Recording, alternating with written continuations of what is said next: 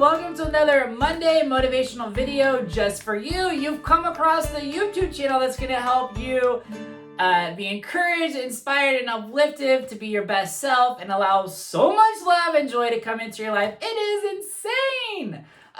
So today we were talking about the 3 keys to having amazing, long-lasting relationships in your life. This can be long-lasting work relationships. This can be long-lasting personal relationship with your significant other, your bae, your boo, your boo-boo, whatever you call them.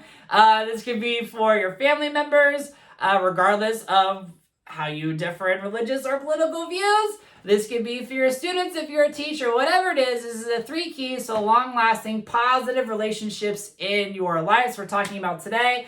I'm inspired to do this little ditty because of my relationship course called Tuning Into Love.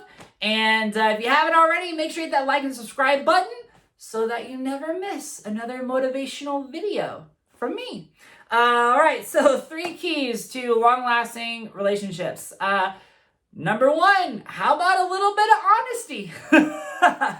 A lot of times in relationships, we feel that if we're honest, like bad things will happen. And we're scared and we're afraid to be honest. You know, for me personally, I knew I was gay when I was really young. And I grew up in a really religious household and I hid it underneath the rug. I didn't tell my parents. I didn't tell my family. I didn't tell anybody. And I have to be honest that I was, when I came out, one of the big reasons that the relationships that I did have disintegrated is because they felt like I wasn't honest with them for a really long period of time. And so I think that honesty is a huge important thing. And if you are gay and you're watching this, I'm not saying that if you're not ready, you don't feel comfortable, you shouldn't immediately go and be honest to your family members and your friends. But I will tell you is that when you are honest to people about how you truly feel, what you're truly thinking, and where you're at, it is a huge burden off your shoulders. And the key part of being honest is not putting blame on how you feel on anybody and just saying, this is just how I feel. There should be no judgment about feelings. Like, how you feel is how you feel, because we all have different perceptions about different situations and what's happening and things of that nature. You could have a dad who works really, really hard every single day to support his family and is not spending a lot of time at home. And the perception could be from his family that he doesn't care about them, he doesn't love them. But his perception is that he has to bust his ass to make tons of money to make them happy. So he's doing what he feels is necessary, right? But unless there's that honest conversation between the family and him, they're never going to reach an amicable growth part of their relationship. Because you have to be honest. You have to be honest about what those expectations are in the relationship, how you're feeling, what you want for the other person to support you. Be honest about how they can best support you. Have them be honest about how you can support them. And you got to be honest about if you're doing your part. Like, what are you contributing to that relationship? How are you making someone feel? Now, you can't make anybody feel a certain way, right? But you can choose to act with the intention of how you would like for them to feel, right? That's why you buy people flowers. It's why you cook dinner for someone that had a hard day at work. That's why you go and do fun stuff and you just write a silly note or a card of appreciation.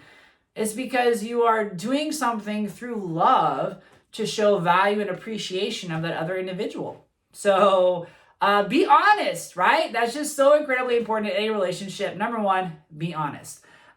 Number 2 is you need to be able to grow with the person.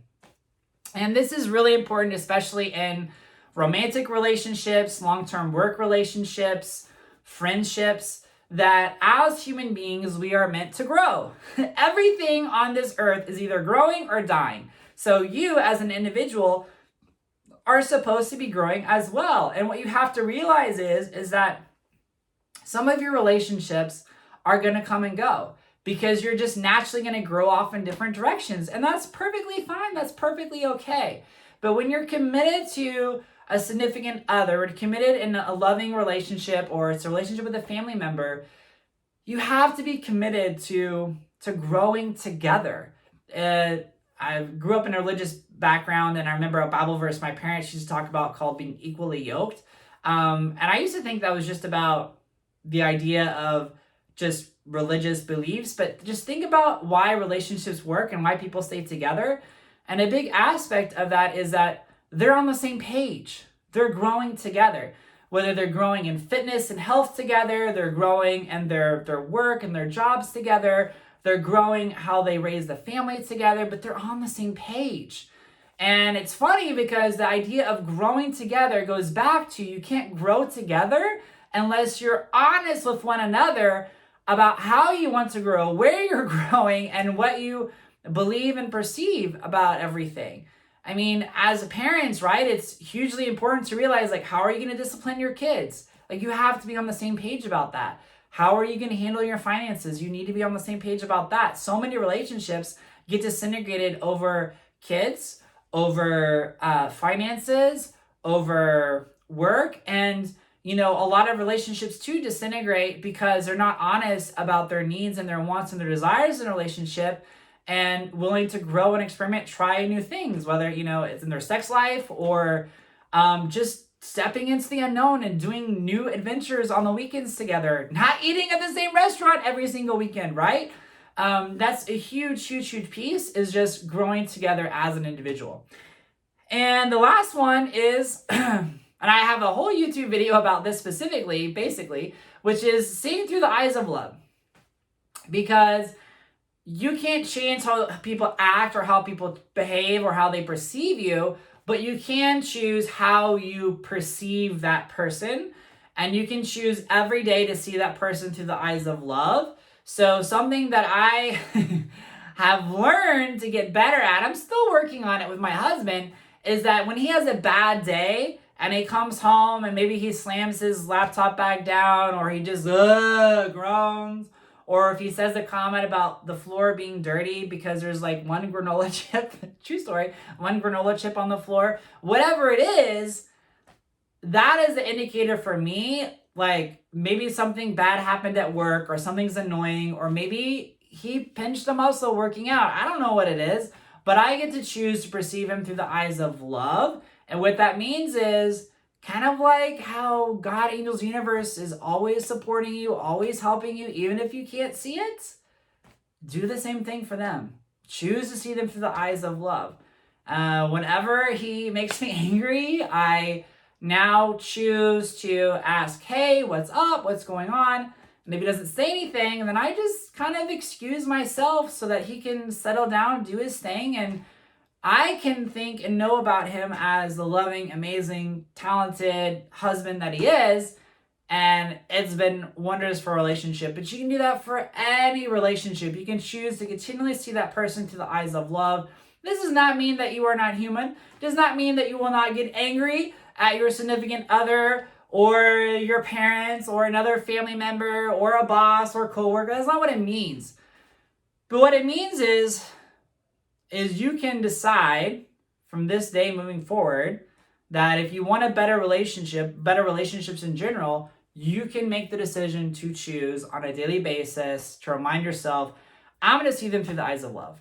Because guess what? You're going to have a bad day. You're going to notice. You're going to huff and puff. You might slam your bag down on the floor, and you want them to see you through the eyes of love. Everything in the universe is vibration and emotion and cyclical, and whatever you send out comes back. So see through the eyes of love, give it out, and watch the love come right back to you. And it might not be from them. It might be from somebody else, but that's what always happens. So those are the 3 keys to outstanding, long-term, lasting relationships. Pretty simple. Honesty, growth, seeing through the eyes of love. Inspired by my relationship course called Tuning Into Love. And of course, if you haven't already, make sure you download my free masterclass, 7 Reasons Why You Feel Stuck and How to Get Unstuck in Your Life. Love that class so much. The link is in the comments below, which you can access that free masterclass. And if you haven't already, make sure you join